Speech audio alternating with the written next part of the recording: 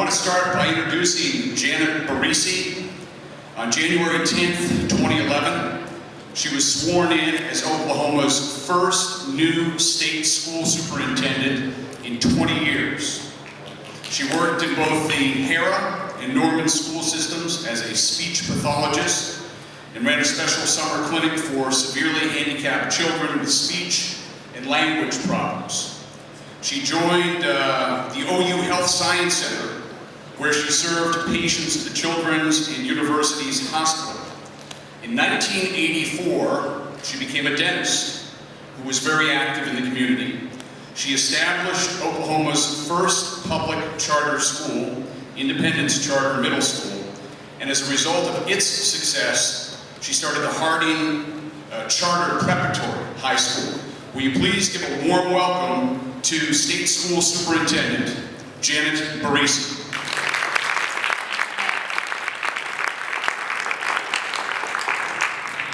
Well, good morning.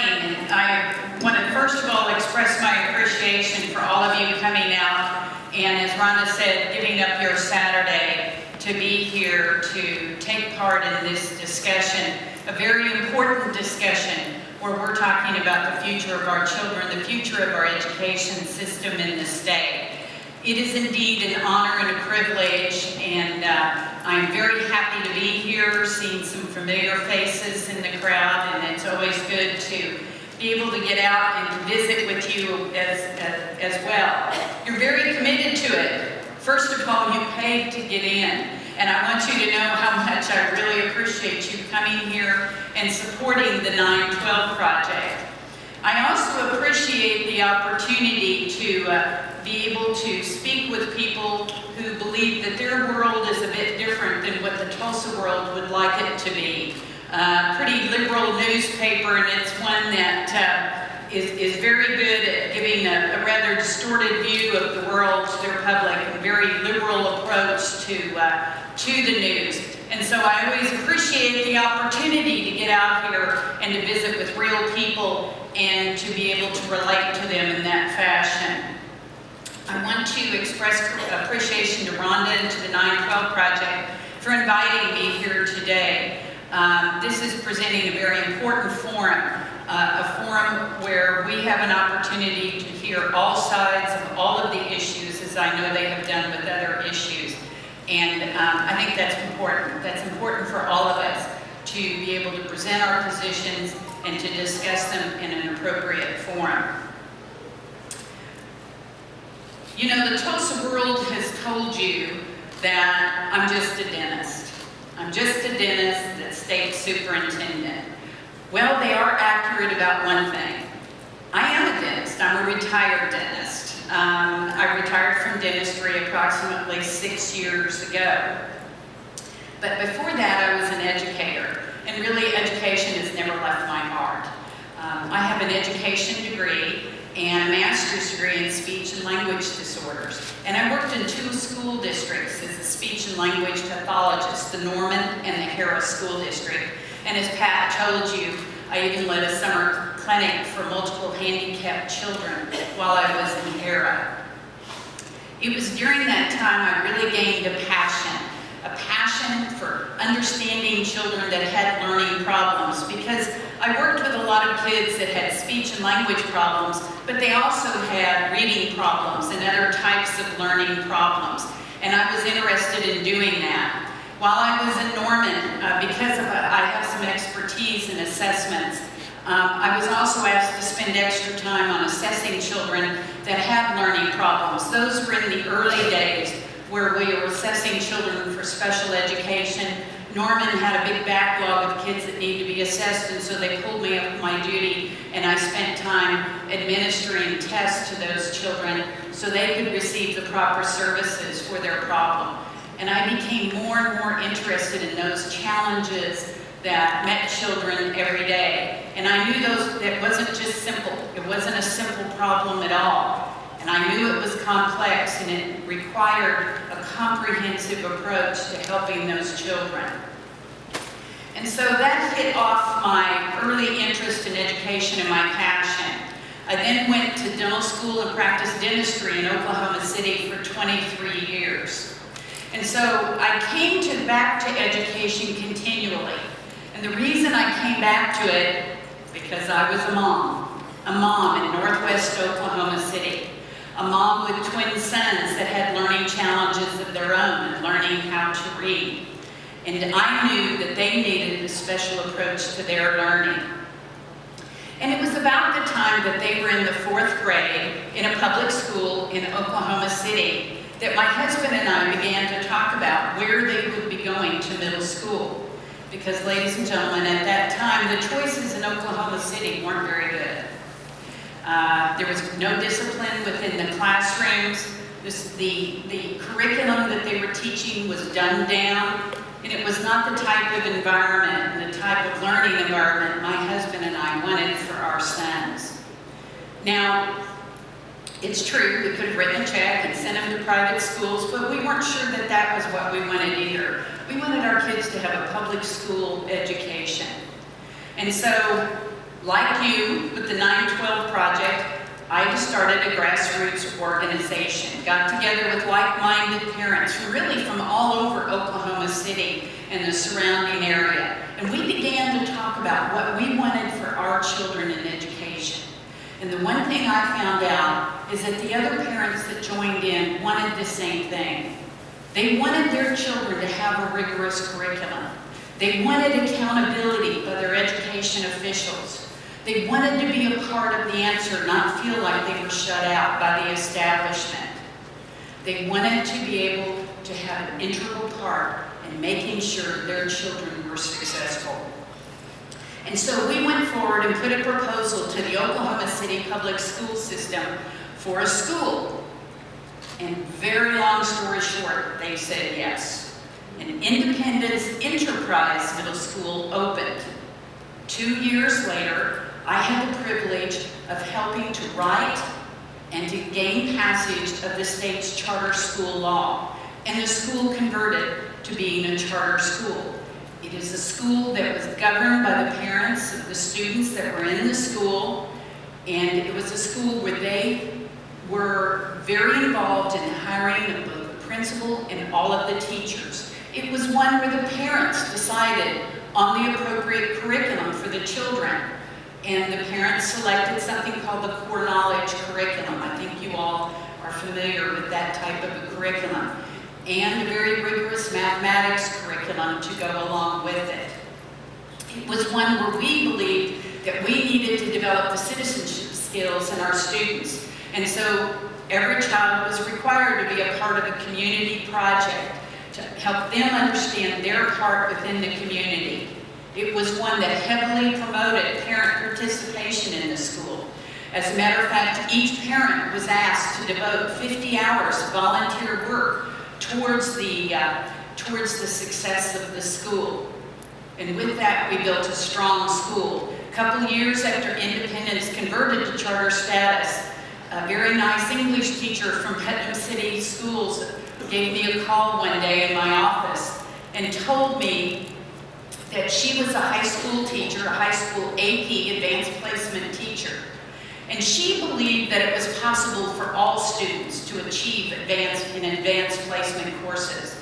That she didn't like the fact that kids were being qualified academically to be in these courses, and that she knew that if you raised the bar for every child, that every child would meet that bar with the appropriate guidance.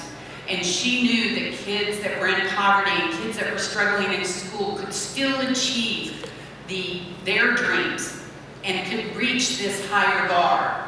And she asked me to work with her on an idea for a charter school. Her name was Carol Kelly.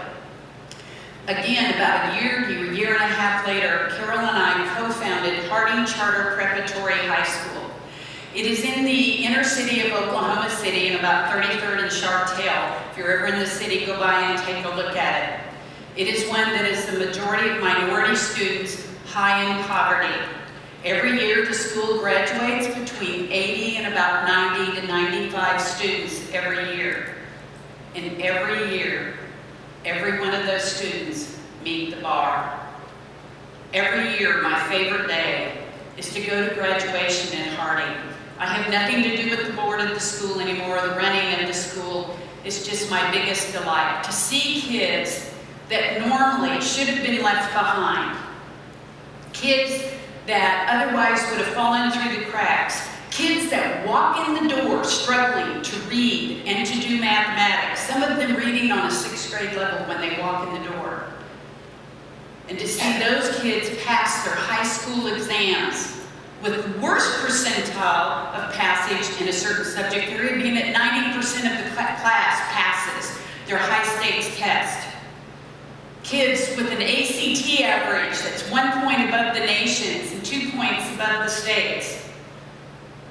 The school traditionally handing out between $4.5 and $5 million in scholarships to between the 80 to 95 kids that graduate from the school. Kids that are national merit finalists, national merit semifinalists, presidential scholars. Kids that get full tuition to schools both in-state and out-of-state. Every year the school graduates approximately 4 or 5 what we call independent livers. Those are kids that are homeless. Some of them by choice because they come from such broken homes and broken families that living at home is intolerable. Kids that either live on somebody else's couch moving from week to week or live in independent living by youth services of Oklahoma County. These are kids that go to college and are taught by those teachers and that staff and that faculty and the supportive help of other parents that they too can achieve. Every year is a living witness that it is possible for every child to live their dreams. Every child can reach that bar that is set up for them. Every child has a future as a productive citizen of the state and a part of the future of this state and of this nation. Every year they graduate those kids, so you can see why every year I go back to graduation and I just grin the entire time I'm there. It is so exciting. So as you can see, education never got out of my blood. And after that, after opening Harding, I continued to work on education policy. Long story short, after a while, some individuals came to me and asked me to run for state superintendent. Our previous superintendent had been in office for 20 years. For 20 years. Never before had a Republican been elected to this position in the state. 2 had been appointed, but never one elected to state superintendent. I was a novice to politics, never ran for anything in my life. Didn't know how to raise money, and it was considered to be kind of a joke that my Democratic opponent was a shoo-in. Very powerful senator. Ladies and gentlemen, I simply outworked her. I simply outworked her. And I think I won by something, I can't even remember, I think it was something like 19 or 20 points at the end of the election. I did it because of folks like you. Because folks like you got out and worked and put out yard signs and talked to your neighbors and said, we can do better in Oklahoma. These children deserve more in Oklahoma. And for that, I'm grateful. I remember the fights in those days. I remember State Question 744. Does anybody remember State Question 744? When I got into the race, that thing had an approval rating of 65%. State Question 744 wanted to dictate funding for education, take the decision away from our state legislature, and continue to appropriate more education funding to reach something called a regional average, without any form of accountability into how the money was being spent, without any form of direction for how the money would be applied. Guess what? The liberal unions, the NEA poured $4 million into the project. But it's grassroots organizations like the 9.12 Project and ROPE. I remember some individuals from ROPE standing up next to me, Jenny's over there and some of her folks, standing up and speaking in opposition of 744. And I was so proud to come out early opposed to that and came out hard. When it had a high approval rating, I still fought and came out against it. And I think the measure, because of your work, you got it over the top. Your grinding work, your phone calls, talking to neighbors, it was defeated by over 80%. Because you helped Oklahomans understand the truth. And so you can see that I gained an early respect and an early admiration for that and for the powers of this group. When I ran on a reform agenda. And I want to go over the results of that agenda before we get into talking about the Common Core, to help you understand that I have never lost that philosophy. I have never left that philosophy. When I came into office, the state was meeting a $550 million budget deficit. The country was in the middle of a financial crisis, but thank the Lord, this state runs on a balanced budget. You have no idea how important that is. We had $2.30 some odd cents in the rainy day fund. It was totally spent away. I walked in with a state board that had previously approved a budget request that was an increase of about $850 million at a time when our state was meeting a $550 million deficit, and a state board approved by a Democratic governor, and one where the state board told me that they were going to do everything they could to oppose implementation of all of the reforms that we wanted to pass. Maybe some of you even remember my most memorable first state board meeting. I'll tell you what, I'll have that meeting all over again, 20 times over, because it energized the legislature and it energized Governor Fallin. And they then understood the nature of the fight ahead of them, and it united them behind them. So let's talk about some of those reforms, because ladies and gentlemen, they took my breath away.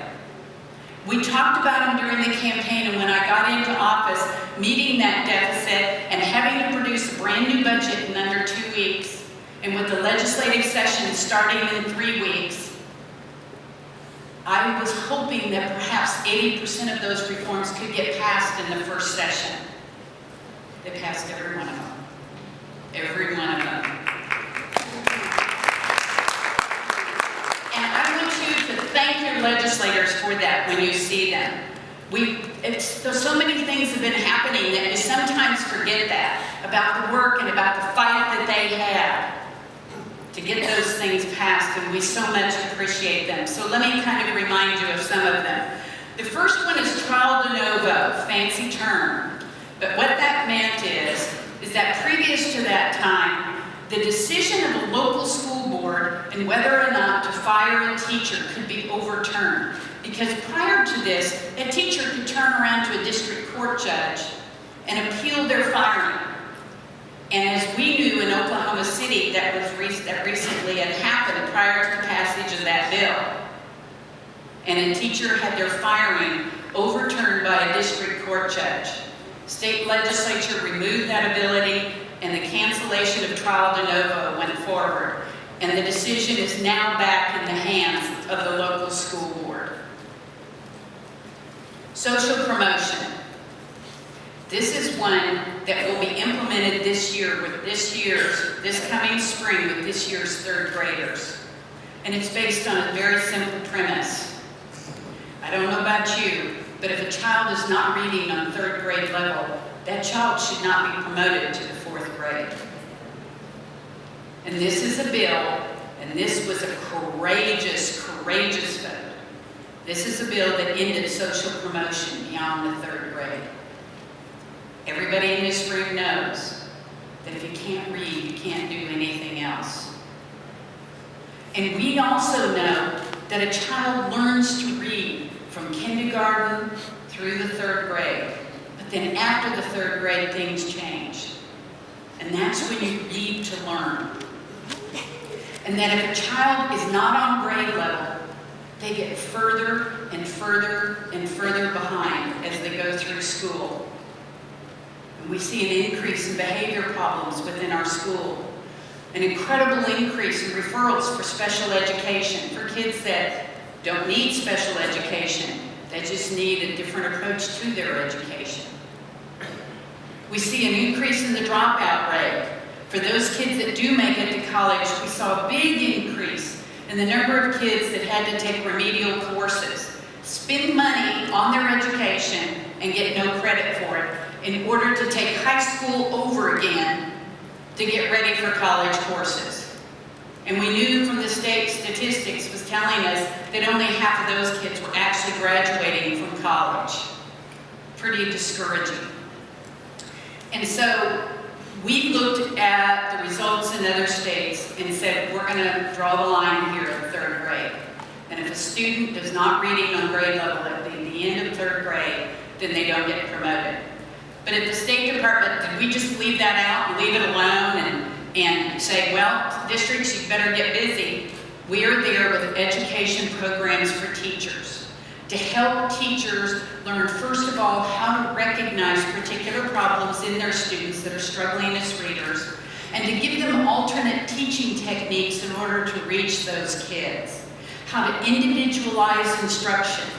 How to take a look at the data they have from their interim assessments that they give, and to know how to adjust their instruction for that particular child. We've been doing that for the last couple of years. We're doing it full force this year as well in meeting teachers. We had a wonderful turnout in our state conference. We had over 5,000 teachers there at their state conference. And a major focus of the conference was around reading and reading instruction for teachers of all grade bands. Say a prayer for those teachers because they're working so hard. This spring, the first assessments will be made, and this will be a hard time because those kids that don't score, that are scored less than satisfactory, that fail the test, will be retained. There are provisions for some kids to be able to move on with special help, but it is largely one that ends social promotion. And that is one that we're very excited that is about to come back. I told you that I would be a champion of accountability and transparency in our districts. And the first step towards that was the A through F grade card. That was another tough vote. If I told you that the school your grandchild was going to or your child was going to got an API score of 1125, you'd say, well, okay. But if I told you that was out of a total of 1,500, you might nod and try to do some quick math computations in your head, but you wouldn't be really impressed by that one number. And if I said, well, your child's school earned a grade of C+, you go, okay, now I understand. What gave them the C+? Why isn't it an A? And then you would be able to dive down even deeper into the individual grades that were given for different achievement in different subject areas, and how much a student population was able to grow over the period of the year. You'd look at things such as attendance, and in the high schools, how many of them took advanced placement courses or concurrent enrollment in our colleges and universities. You need a report about how those children are doing to understand the school. Last year was the first time a grade card came out, and it was unprecedented, the level of involvement of people across the state in interest in the grade card and interest in getting involved in the schools. And indeed, since really my first month in office, I have been visiting during the school term a minimum of one district a week, sometimes as many as 3. And last year, as I went around the state after issuance of the grade card, I had so many individuals and parents and community members saying, how do we become an A district? And so we developed what we call the Raise the Grade Tour. And we went out and listened to folks in towns and listened to educators, and then continued to give them advice on how they can be a part of this. Because from my first week in office, I said this effort is all hands on deck. We can't just leave it to the educators to move our state forward and to get it out nearly the bottom in terms of achievement and how we're going to help the state advance. And so I asked community folks, I asked chambers of commerce and Rotaries and Kiwanis groups and church groups. I asked them to become involved in education, and they have responded. I also appreciate the leadership of superintendents that called me on the phone and said, Superintendent Barresi, all right, our district got a D. And I told my staff I was done with that, and we weren't going to stand for that anymore. And one superintendent initiated weekly coffees with parents and weekly coffees with community people, and organized weekly meetings with the principals and the staff, and have the staff meet within their school to have specific agendas in each addressing how they were going to improve. That's ownership of the problem, and that's leadership in taking care of the problem. And every single time, I'll have the back of that educator that understands that this is a report and not a condemnation. And those children in those districts are for the better for that level of leadership. And I very much appreciate that. You deserve to know how your schools are functioning. You deserve to know how the money is being spent and applied to education efforts within your school. And that's why this year, as I issue my budget for the coming year, it will have with it measures of achievement that all of us will stand accountable for. So you can understand the impact of your tax dollars on education. You deserve it, and we're going to deliver it to you. As a matter of fact, Budget Director Dorflinger tells me that they're going to actually require it of every state agency in the state. He liked my idea so much. He said, absolutely. We're doing that with every agency within the state. The taxpayers have a right to know how their dollar bills are being spent and the results we're getting for that. That's a very critical point. Accountability and transparency. Increasing parent education choice. When I came into office, we already had one form of education choice, the Lindsay Nicole Henry bill. That allowed parents of special needs students that were enrolled in a school district the opportunity to take state dollars that were appropriated for their child's education and to enroll their child in a private school if they felt that was a better environment for their child. I absolutely supported that effort at the time it was passed prior to my coming into office, and it is one that I'm continuing to support and to work towards increasing the number of individuals and their information about that and those participating in it. But it's one in which a certain school district saw fit to sue the parents of special needs students simply because those parents wanted to use their right to make the appropriate choice for their child. I strongly disagree. And indeed, our state Supreme Court found that that district had no standing. That is an appropriate finding. We've worked to continue to improve the expansion of school choice for all parents. The zip code should determine the quality of your child's education. So we've had an expansion in the number of charter schools in the state, but I'm not nearly satisfied with that number. And we'll continue to support those groups that are seeking to institute quality charter schools. I don't know if you know it, but we've had a charter school in Oklahoma City that was recently closed by the Oklahoma City School Board for poor performance. I talked to the superintendent about it relentlessly ever since the day I came into office, and finally convinced them that the school needed to be closed down. They were closed down because of the lack of academic performance and also for the very poor and inappropriate way that they spent tax dollars.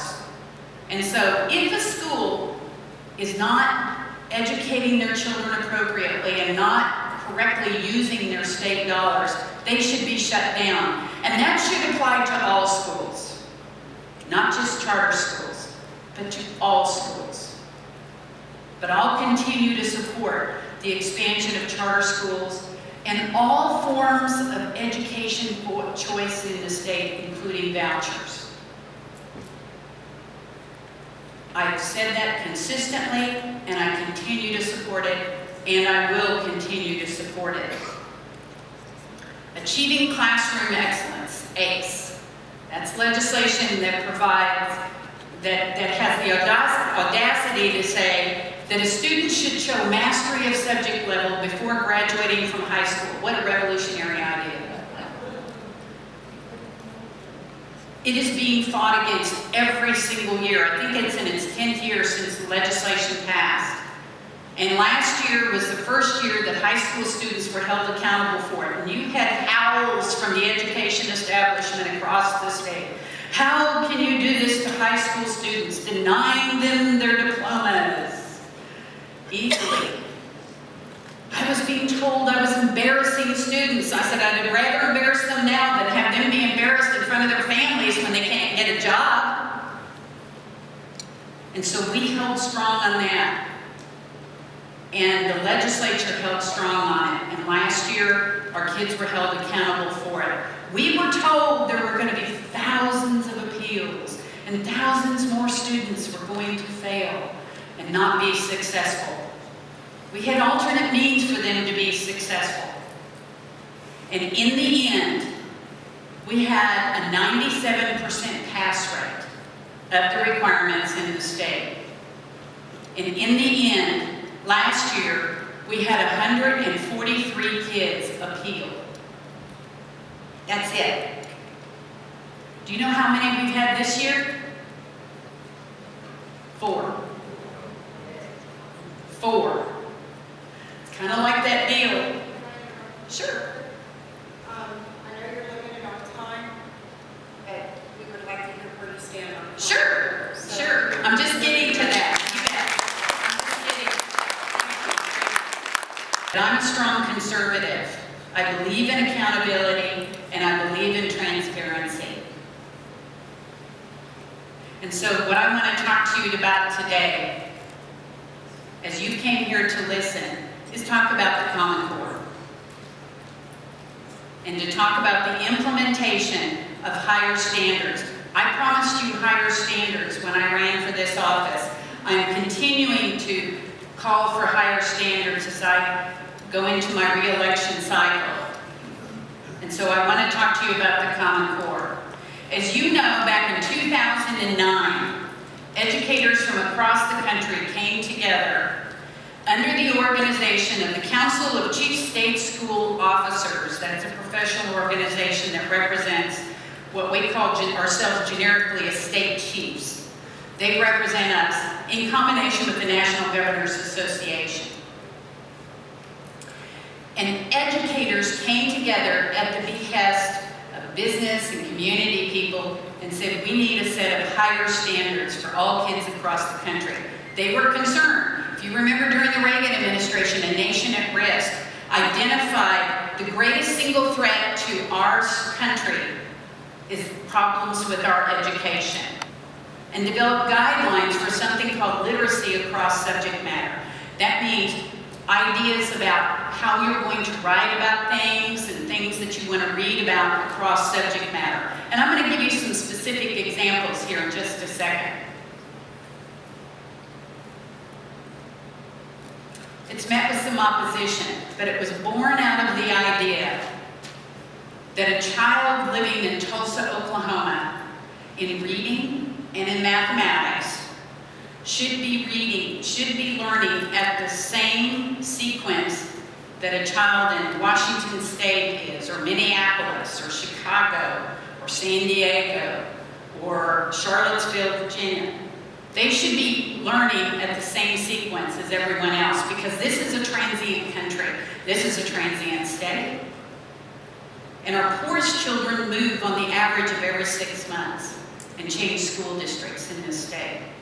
That's pretty tough for a child to try to catch up after that period of time. They wanted higher standards. And especially the military asked for this, because as their military dependents were moving around the country, they were expressing concern and dismay for the different things that their kids were being taught. So they move into a district getting ready to learn something from their old district, and it had already been taught in that district. And so, or it was taught in the lower grade or the upper grade, and they expressed dismay behind that. So the U.S. Department of Defense has already joined in support of this effort.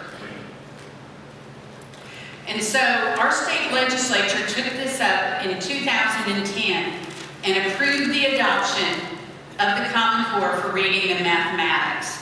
That was after a period of public comment at which we received robust public comment both on the state level and on the national level, and a time of ability for everyone to come together and make comment about the standards.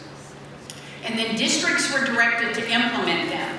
And so when I came into office then, the law had been passed with the directions towards implementation. And we went about the work of doing that. So when I came into office, I knew there was concern around the Common Core standards. And so I took a look at them. I looked at them in great detail. And I said, these are pretty good. And I'm going to give you a couple of examples of them. I said, these are very good for raising the standards. But then I looked at developing standards in science and social studies. Social studies just simply wrote a framework of standards. And I looked at them and I said, this didn't meet Oklahoma standards. It doesn't meet what Oklahomans want. It was full of a lot of pop culture and not much emphasis on appropriate history, kind of like different versions of history. And I said, this isn't going to work. So I assembled a committee of 60 individuals, educators from across all the grade bands, higher education officials, experts in history and social studies and geography and all of the areas of social studies, and they completely rewrote the Oklahoma Social Studies standards. Those went out to review by public comment and public hearing, and were approved by the state board, and subsequently then went through the legislature for their review and approval as well. This year was the first year that this past year they were taught in our schools, and we had a field test at the end of the year, and then the operational test will take place next year. We're doing the same thing with science. We revised the science standards when I came into office, but external reviews said they were still substandard. So I said, let's wipe the slate clean and completely rewrite science. And so we are rewriting science content, and then also process standards. That means how you're going to, standards for what needs to be learned per grade level for the laboratory and for field work. And then they have to be aligned with mathematics as well, as you know, in science. So it takes a little bit longer. They are going to more than likely be released to educators for their review next month. And then they will go out for public comment, we hope by the end of September or early October. I will let Rhonda know and other organizations know when they come out so you can be notified. We'll do everything we can to give public notice. Because folks, we want you to review them and we want your comment. You will have an opportunity to go online and review them and to write your comment. And then you will be able to see the changes we make or the comments we make back in relationship to your comments. Let me ask you to do one thing. When you review them and you comment, please be very specific. Please refer to the particular standard number that you have a concern about and be specific about what you believe is incorrect, not right, poor focus, and all of that. Please review them. We've got to have your comments. Minimum of 30 days they'll be out for public comment, and then we will have public hearings. If we need more time, we'll take more time. Then we'll have public hearings. They will go before the state board and then go to the state legislature. And then after that, we'll do the same process that we did with social studies in that. We just got through reviewing the visual and performing arts standards, and those were just approved by the state board as well. And so, as you can see, we're doing a lot in the area of standards. And so we called all of them collectively, instead of calling them 3 or 4 different things, we call them the Oklahoma Academic Standards. Now, what is a standard? A standard is a statement about what every child should know and be able to do per subject, per grade level. It's a statement about what a child should know and be able to do per subject and per grade level. A curriculum is the material, the methodology that a teacher chooses at the school site, and sometimes even at the classroom site, on how to teach that standard. So to give you an analogy, let's all say we're going to go to a meeting that's in Dallas, Texas. We know an address in Dallas, Texas, and we know exactly where that place is. But the route each of us may take is going to be different. Some of us are going to take the interstate on down. Some of us have to take a toll road in order to get onto the interstate. Other people may come from rural areas and first travel down a dirt or gravel road to get to a state highway to be able to get to Dallas. But no matter what route we take, we're going to end up in Dallas. Dallas is the standard. That's the equivalent of what we're calling a standard. The curriculum is the route you take, the road you take to get to Dallas.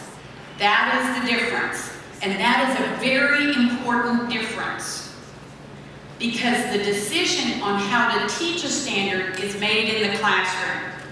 And please hear me on this, is that the decision on the way it will be taught is made at the local school district.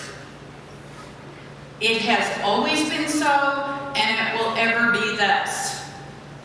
As state superintendent, I do not tell teachers how to teach a standard. Ladies and gentlemen, if you have a liberal teacher teaching something, teaching a standard, they will teach in the way they determine it should be taught, unless they're instructed differently by their local school board. And that's why I'm telling you, this fight is at the local school boards. And one of the most important services you can do to your state is to run for your school board and to participate in this and making those decisions. And I'm asking each of you to prayerfully consider that, of running for your school board, because that's where this fight is. Indeed, as a parent with my kids in high school, they went to a high school where they had a very liberal history teacher, U.S. government teacher, very, very liberal. And he taught them that Ronald Reagan was a criminal because of the Iran-Contra affair and should have been impeached on these different reasons. And he put it on an exam, and the only right answer was to answer the way that the teacher wanted them to. And my boys, being kids that, or the apple doesn't fall far from the tree, they stood their ground, and they got a very bad grade on the test. As a mom, I respectfully went to the teacher and objected, pointing out that this was a matter of opinion and not true history. And he disagreed. Went to the principal did nothing. Went to the superintendent, oh, I'll look into it. Nothing happened. Went to my local board member who told me their hands were tied. Their hands aren't tied. They have control of the situation. So, no matter what standards we have, if you have a liberal teacher wanting to teach them a certain way, that will happen unless their school board intervenes. Now, let me give you an example about exactly how this looks.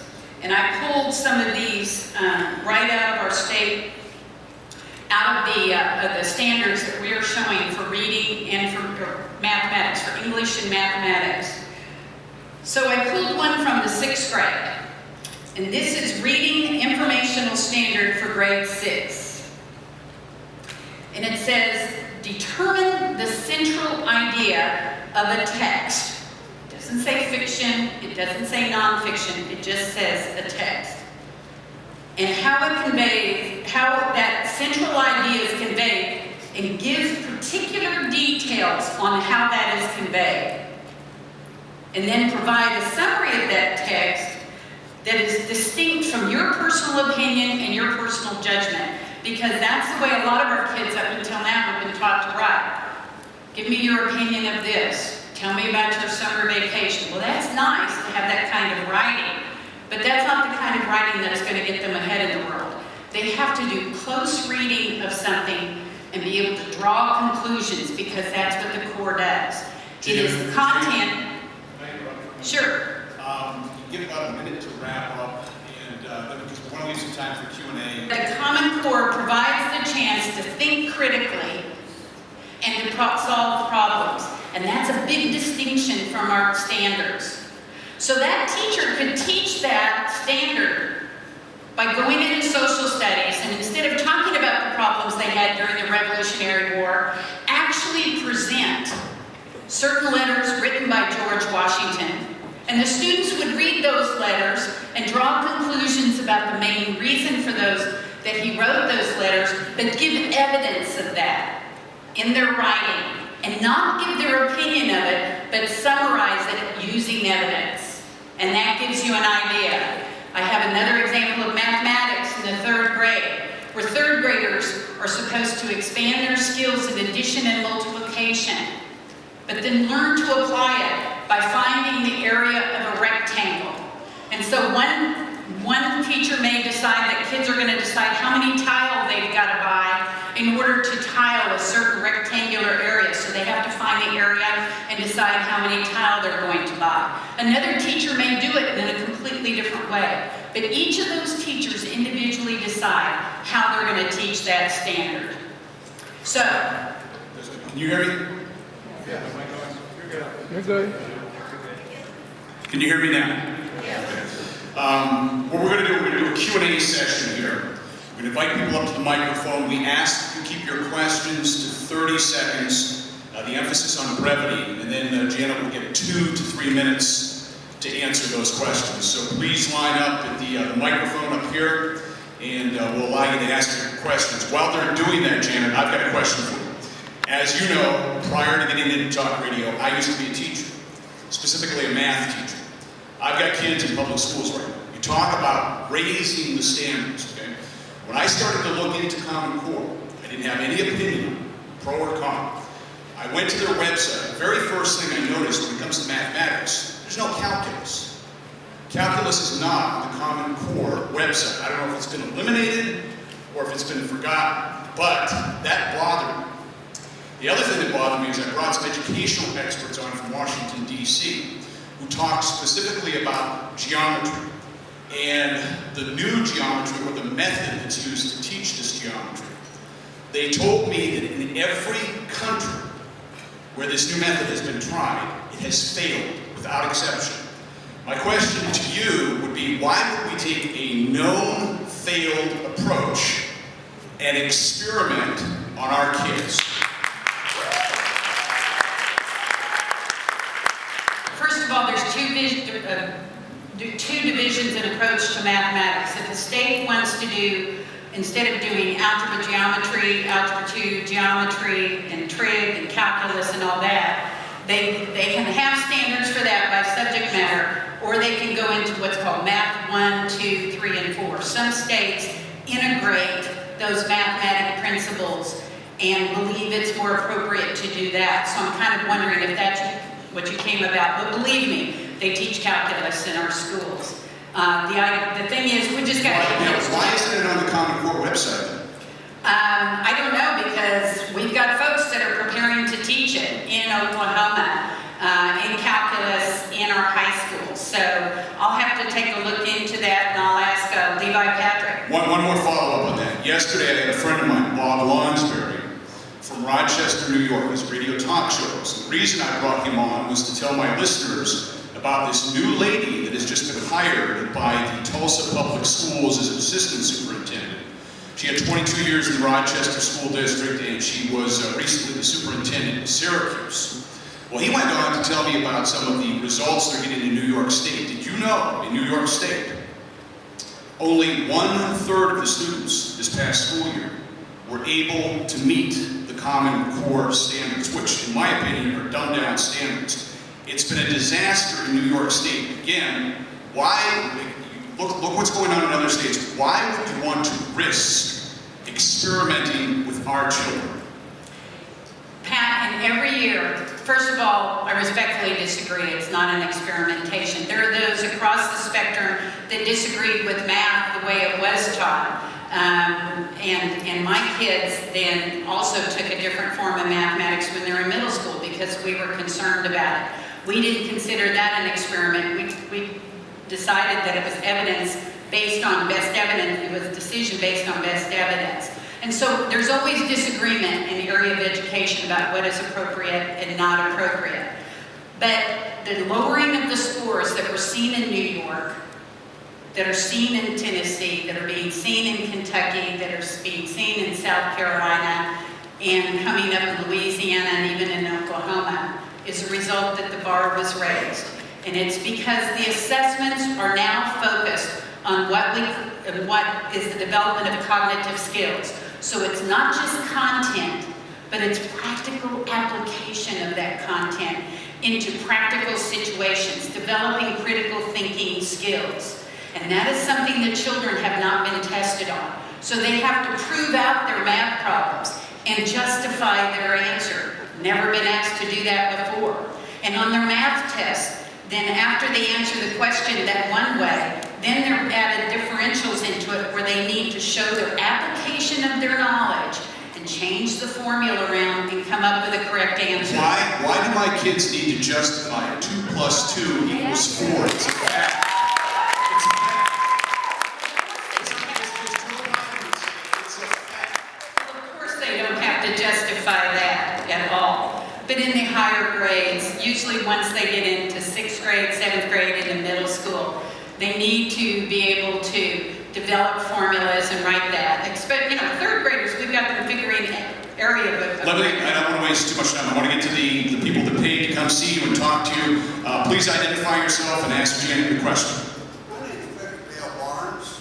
I want to ask you about the question of dyslexia, the ability to read backwards words, numbers, and switch them back, and then check the kids in 1st grade for dyslexia, because I have dyslexia. And so did my sons. And so this is an area of reading that really hadn't been addressed in the state. And so we have, as part of that additional training that I'm telling you that we're doing with teachers around reading, we are addressing that. It is unfortunately not declared as a special education component, but it is one that certainly I believe that students are mixing their letters or mispronouncing, or the sounds that they put with the word is not always consistently that correct sound. And so it is one of the alternate learning strategies that we're teaching teachers in our schools, and I appreciate your question. Thank you. Do you know anything about Dr. Dolan and Del Cotter? They're professionals in the dyslexia section. Dolan and Dr. Del Cotter. Books and everything else. Don't know them intimately, but I've heard the name, and that's part of the research that we did into these alternate learning strategies. Are you going to check kids in 1st grade with dyslexia? Those kids that's part of the evaluation process, that when teachers get in there, they have to learn to recognize it and recognize the traits. Those kids display those problems in various different ways. And so we're helping teachers to recognize those challenges in students as early as possible. They're even trying to pick them up in kindergarten if they can. Thank you for your question. Can we bring the next person up? Please identify yourself and your question for Janet Barresi. Yes, my name is Randy Hamilton from Tulsa, and I will applaud almost everything you said about education. Okay, applaud that. Everything that you said about education, I really will applaud.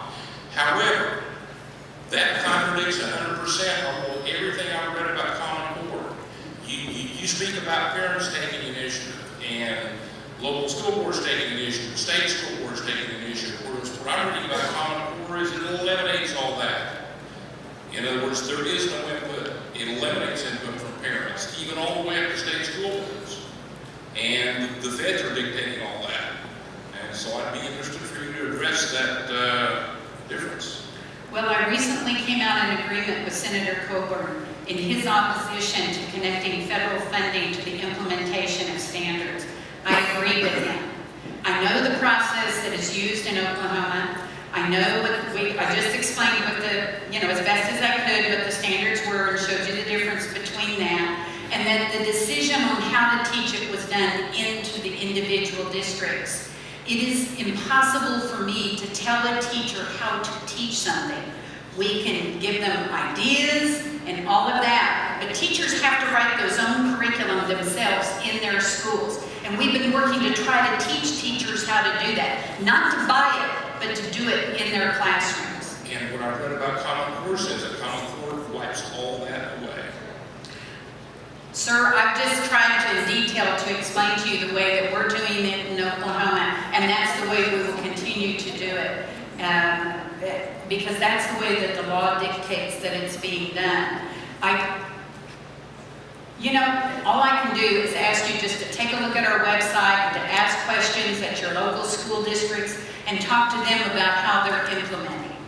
Thank you for the question. Let's move on to the next person, please. Your name and your question for Janet Barresi. My name's Gary Van Antwerp, Lopat, and I came here to really oppose this Common Core, but what I've heard in the last hour sounds good to me, but what bothers me, I'm an electrical engineer and I'm also a certified math teacher, and I'm 7 years old, so I've seen a lot of changes. What really bothers me is how a lot of these policies are shoved down our throat, like from the National Board, Department of Education.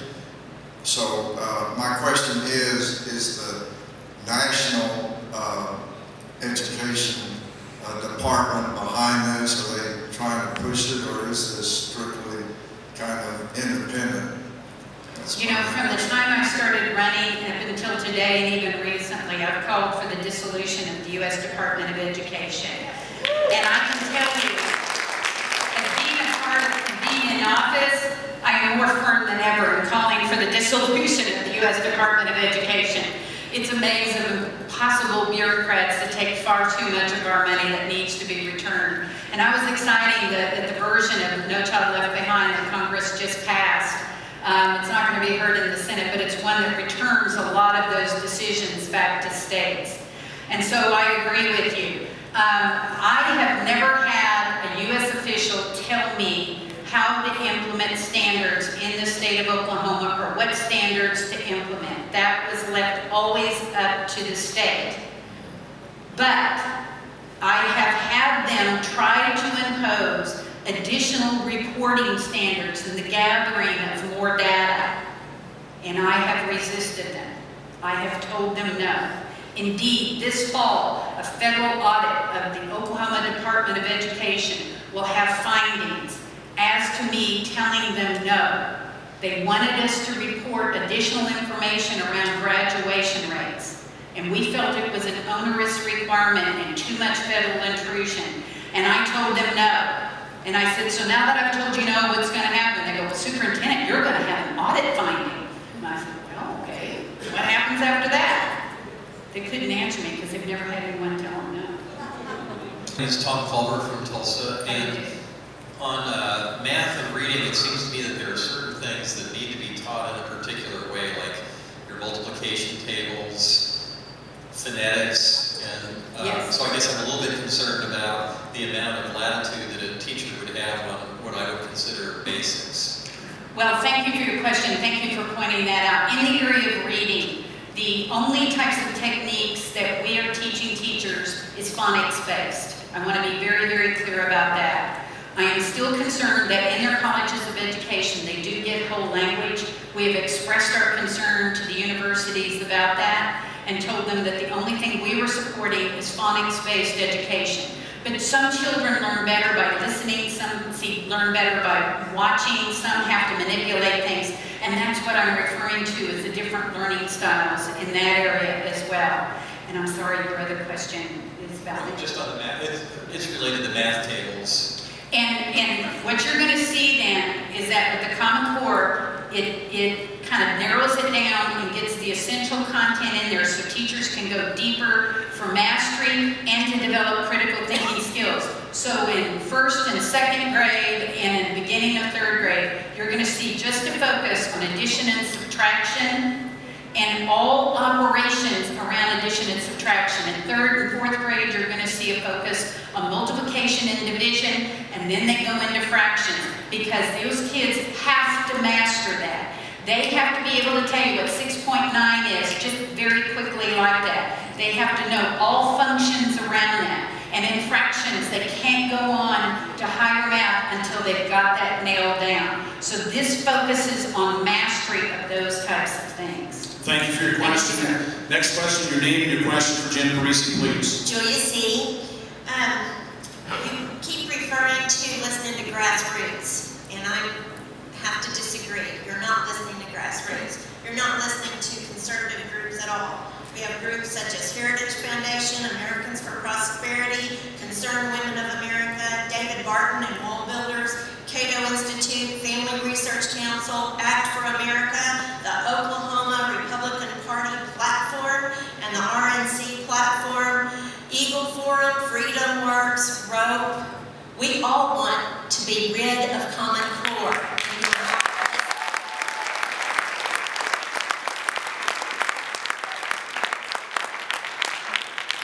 Thank you. I think it's important for us to continue to have this discussion, but what I wanted to do today is to talk about ways that you can become involved in your school districts to assure that the way that the standards are taught are according to Oklahoma values.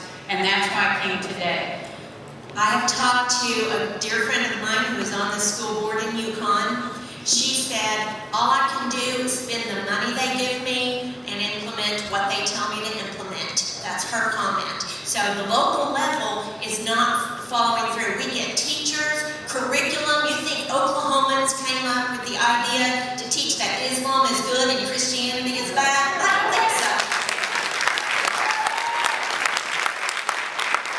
I can tell you that if that woman told you she can't do anything else, ask her to call me. I'll help her learn how to be a more effective board member, because indeed, the decision-making is at the local school board. Have her call me, and I will be happy to talk to her about it. I promise you. Thank you for the question. Next question, please. Your name? My name is Charlotte Ellis, and I'm from Claremont. You get up, Frank. I'm sorry. My name is Charlotte Ellis, and I'm from Claremont. I voted for you in the last election. Yours was the only campaign sign that I put in my yard because I believed in you. I thought you were going to do things differently. But what I see is a perpetuation of the old ways. You've taken what Sandy Garrett, Brad Henry put into place, and you're perpetuating it. You put the gas pedal on it. And I'm stunned by our legislature that debate on this issue is stymied. It's shut down. There's no debate. We have no idea how much this is going to cost. We have no examples of what it's going to do, that it's better. Nobody's arguing about having better standards. That's what I thought you were going to do, and I believed in you. I mean, I homeschooled for 13 years, and the reason that I homeschooled was because the education system in the state was poor, and I wanted my kids to have a better chance. Do you have a question for Janet? Yes, I do. When it comes to homeschooling, with the P20 Oklahoma data collection needs regarding data collection, in that annual report, it talks about that they want to collect data on homeschoolers. I want to know how you plan on doing that, because homeschoolers are the least likely to give you their information. Yeah, the Claremore School District, in fact, I'm going to talk about this Monday on the program. The Claremore School District is going after homeschoolers.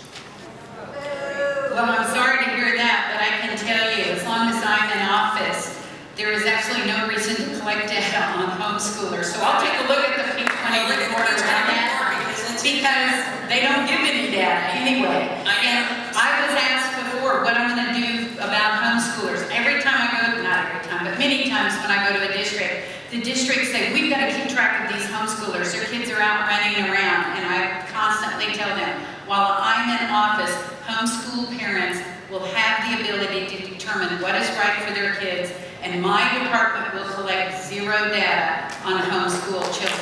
Okay, we need to move on. I don't need to be rude. Next question, please. And folks, let's try to keep it to a question, 30 seconds, and then let Janet answer, please. My name is Charles Barthel, and I think it's common knowledge that schools where parents are most involved are more successful with the kids. Yes. And my question is, for parent involvement, educators are constantly changing the standards or the way that they teach things, when mathematics and reading has been the same for 2,000 years. So can't we teach math to the point where somebody at the grocery store or Home Depot can make change without the cash register? Amen to that. You know, one thing I told folks when I was running, I said, one of my major goals for Oklahoma kids is for them to be able to make change without a computer or a calculator in front of them. And indeed, I've stopped everything in 3 stores 3 different times when their cash register went down or their computer went down. And I taught the young people standing right there how to count back change. And I agree.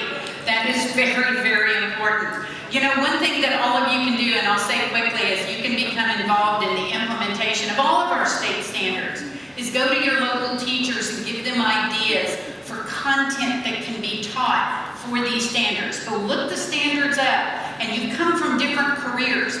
Give those teachers relevant information, because all they're teaching is global warming, because there's just a flurry of those support materials that they get, and so they default to that. Give them information that they can teach in the schools. They'll welcome it. Yes, ma'am. Hi, I'm Joanne Baxter. I spent 40 years in the classroom teaching all subjects.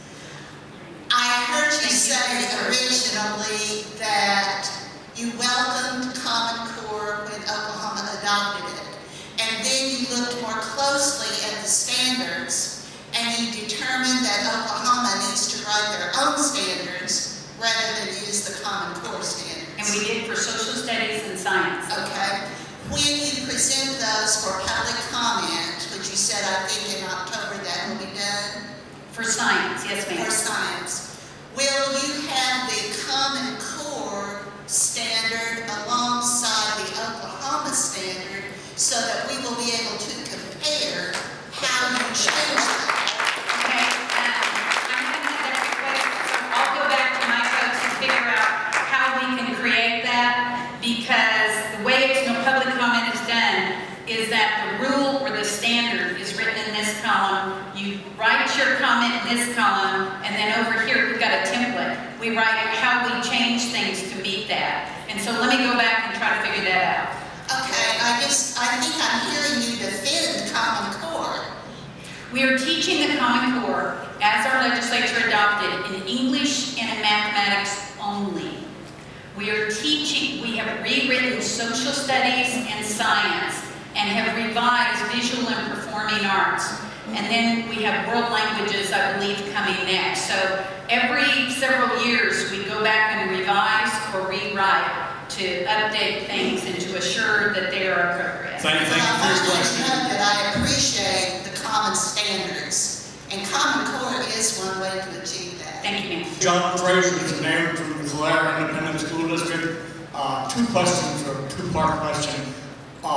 The tests are given, the assessments test, one of the same, right? When they have the tests for the end of the school year. Yes, sir. Those are given by an independent company. What is the cost to the state of Oklahoma for those tests? Our state develops the blueprint for those assessments, in other words, what they want in the assessment, and then a vendor develops the questions and the form, if you will, for which those are presented, and Oklahoma teachers review the questions, and those are distributed. And across all grade bands, all types of tests for handicapped kids, all assessments for all subject matters, our total state budget is $16 million. If we develop them ourselves in-house, our budget would have to be over $35 million. And the implementation of the Common Core for the state, the implementation, there is an additional cost for that for the different districts. True or false? Sir, what's going on is that we are not participating in the exam that you had heard about called PARC, the Partnership for Assessment for Readiness of College and Career. That is one that a consortium of states are being involved in. And we decided to not participate for 3 reasons.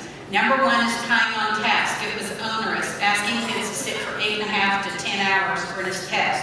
The second one was cost. The state is saving approximately $2 million a year by not by not participating. And the third one was technology readiness. Right now, only 28% of our school districts in the state have enough technical ability in terms of infrastructure and bandwidth to be able to take the assessment. So we're going to have the option of delivering it in paper and pencil. Thank you for the question. Next, please.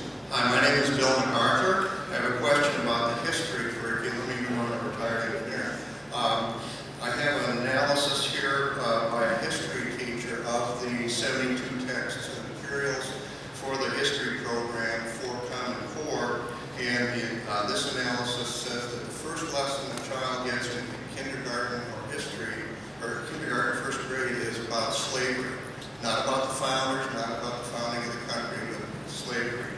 And that these texts emphasize those issues, and does Common Core indeed promote the politically correct or anti-America agenda that we're hearing so much today? Well, if you look at our Oklahoma standards for social studies, and then our textbook committee selects suggested textbooks for the state to purchase.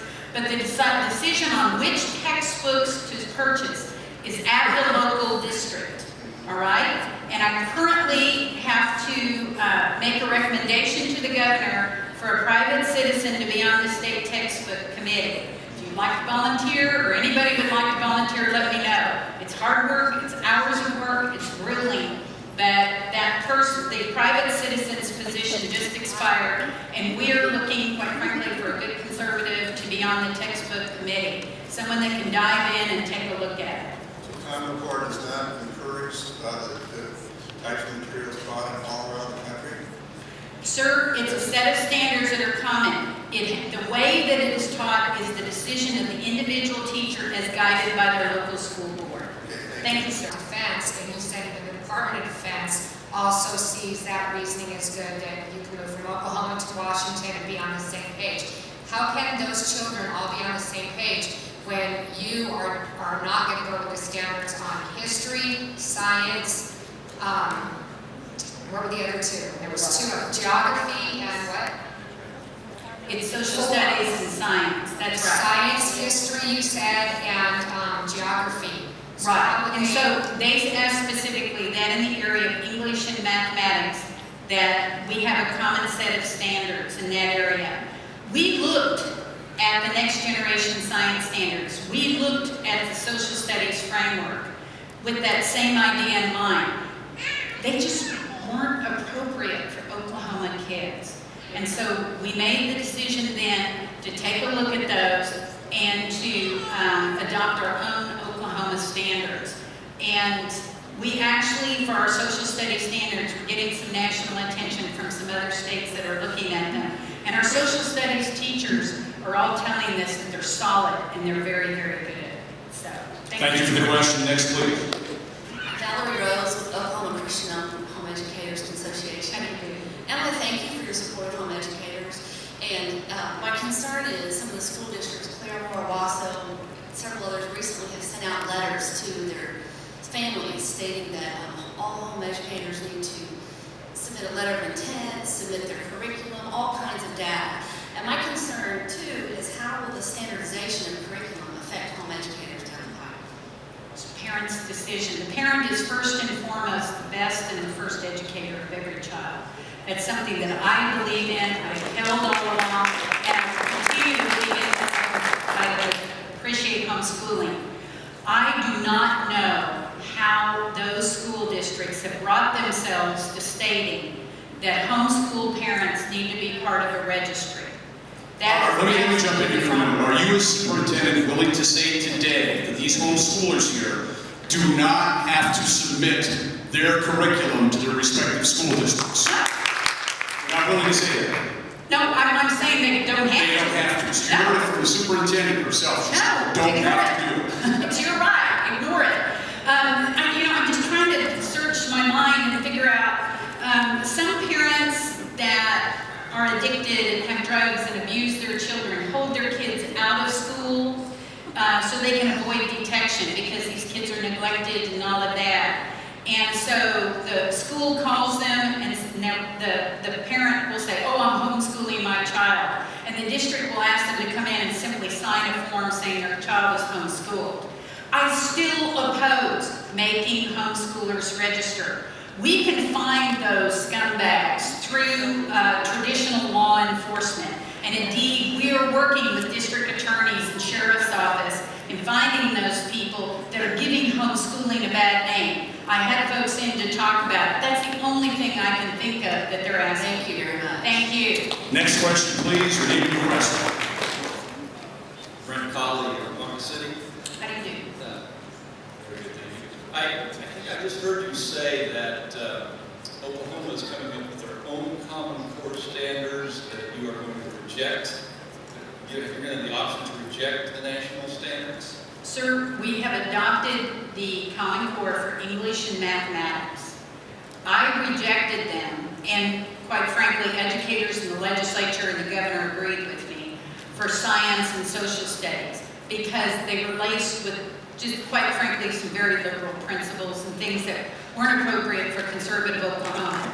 So while we've taken English and math, we have written our own for social studies and science, and we've revised our own existing visual and performing arts.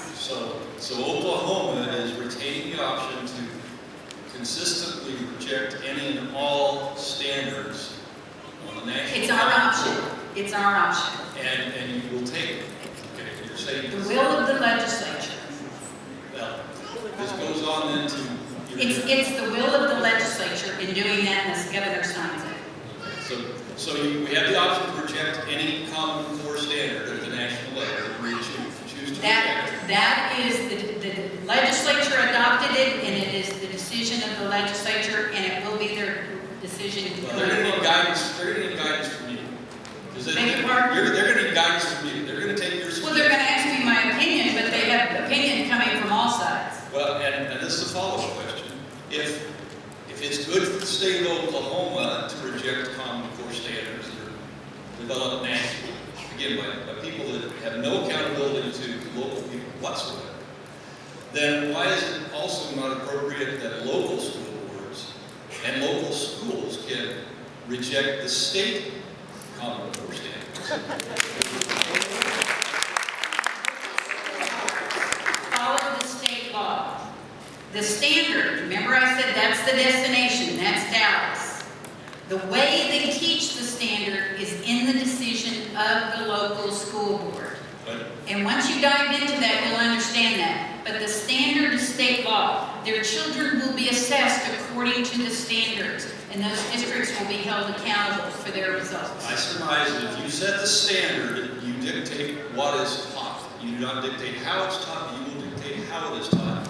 And what you are doing at the state level is taking away the freedom of the local school boards to have their standards that may disagree with the state.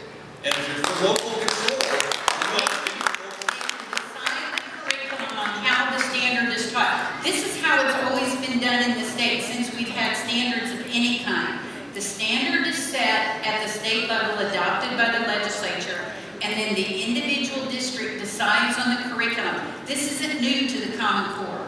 This is the way it's always been done this way, and it's being done the same way with the Common Core. I want to move along to another question. We've got to get everybody in here. Thank you so much. Next person, please. Yes. Chris Cuellar from Tulsa, or actually Brooklyn.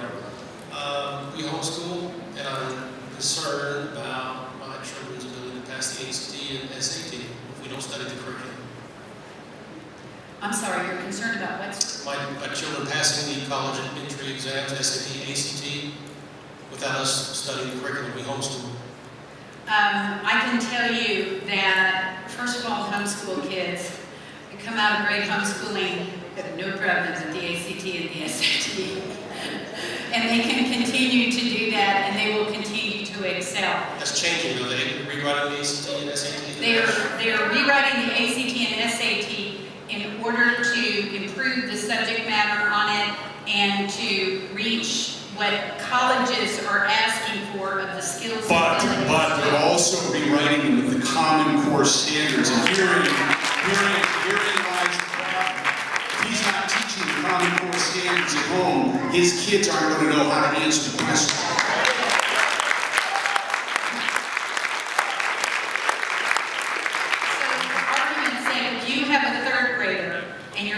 teaching your third grader how to figure out the area of a rectangle, one of the examples I gave, and you decide to do it in a certain way, you're teaching your child that skill and that basic principle. That basic principle is the same, and that will fold into other math subjects that they will grow into that will help them excel. It is the difference between a standard and a curriculum. You may decide to teach them how to figure the area of a rectangle in a different way, using a different example. That is your choice. But the way you figure the area of the rectangle is the same. And the way you're going to, and your child, one of the standards is to read a text in 6th grade and to show evidence about the content of that text. That's the standard. Now you can use any form of reading material you want to do that. It's the skill. It's the critical thinking application. Standards and curriculum choices. Beg your pardon? There are curriculum to choose from. We're going to reject or accept curriculum, but there's...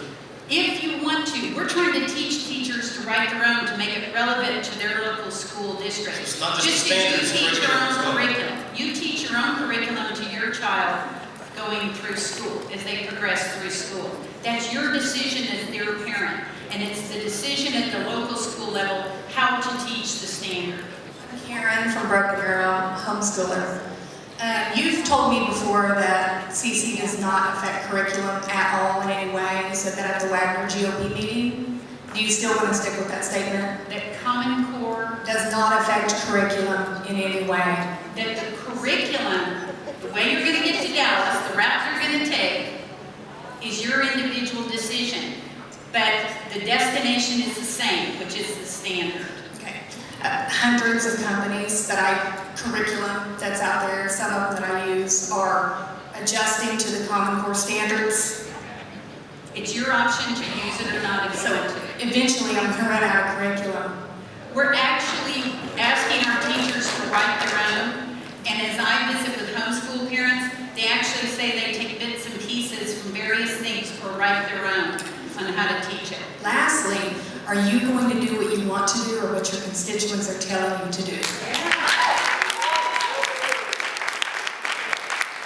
We put you in office to serve us. We're the masters, you're the servant. Are you going to do what we're telling you to do, or are you going to do what you want to do?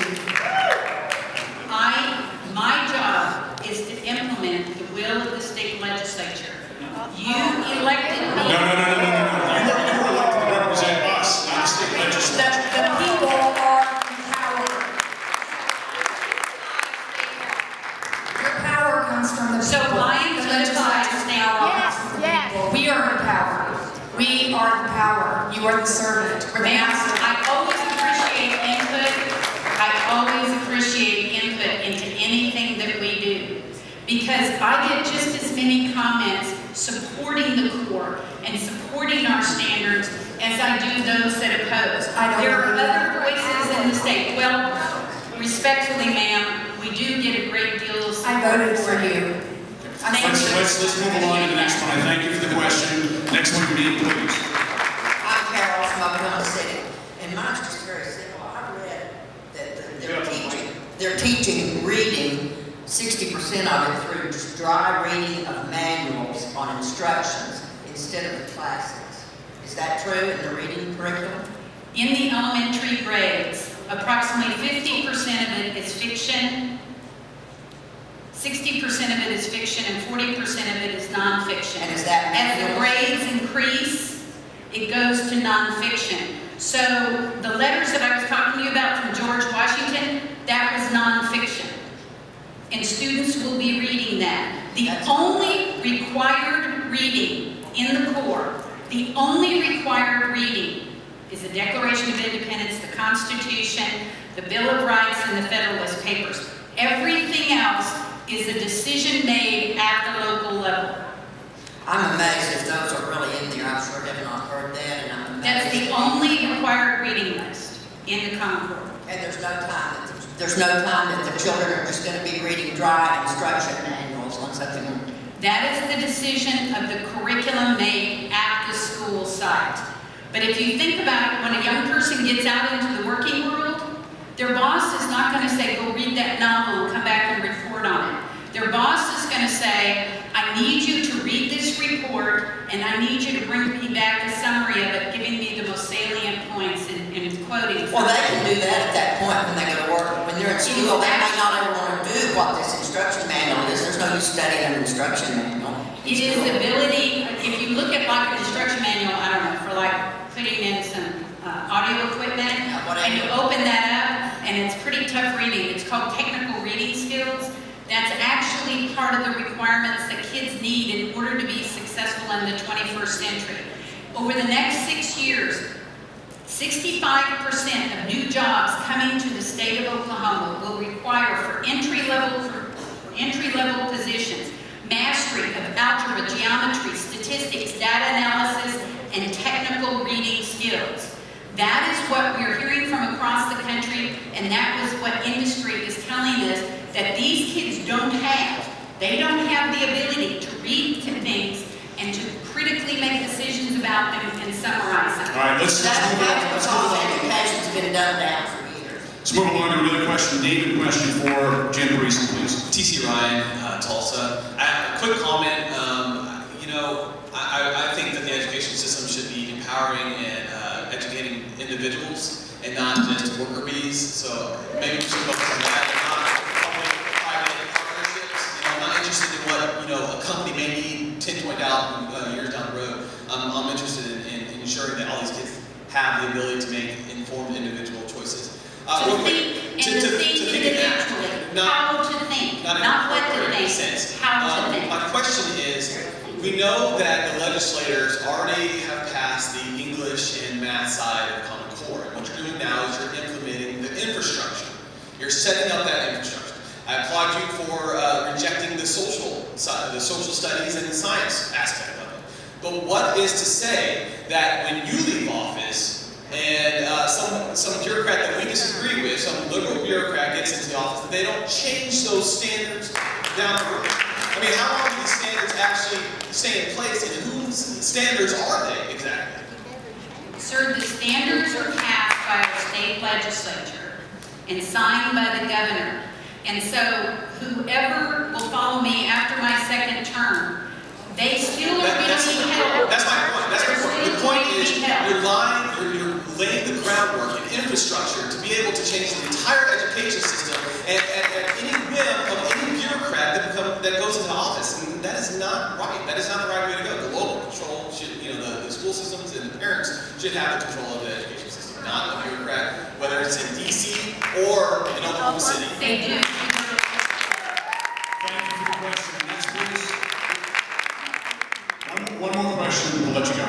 Okay, my name is Olivia, and I'm a first grade teacher at Skiatook. And we are implementing the math and the English, language arts, Common Core. And you stated earlier that the poorest children are moving on average every 6 months, and the Common Core is going to be putting these kids on the same page, correct? You said that earlier? Okay. As we are doing our curriculum mapping, which is our path of how we're teaching these standards, we're comparing our curriculum maps in first grade for English, language arts, and math to curriculum maps that we're finding in other states that are also implementing the Common Core. Okay, we pulled maps from North Carolina. We're not on the same page. So if a student moves every 6 months and they move around the state of Oklahoma, or they move to other states, they're not staying on the same page. So you have your same sequencing of the standards. And some It's not teachers dictated do to sequence reach out to language. other states, because as one teacher told me, she said, my professional learning community is no longer within my building. Right. My professional learning community is now the entire United States and teachers on my same grade. And that teacher told me that they were taking decisions and talking to teachers from other states and developing their own maps within their local district. And actually, ma'am, that teacher told me she felt that there was a great deal of similarity in the terms of the sequencing that they've had. You pull maps from Skiatook schools, you pull maps from other public schools in Oklahoma, and then you go to other states and pull their maps. They're not the same. Unless you just want us to copy and paste their map and teach it in our schools.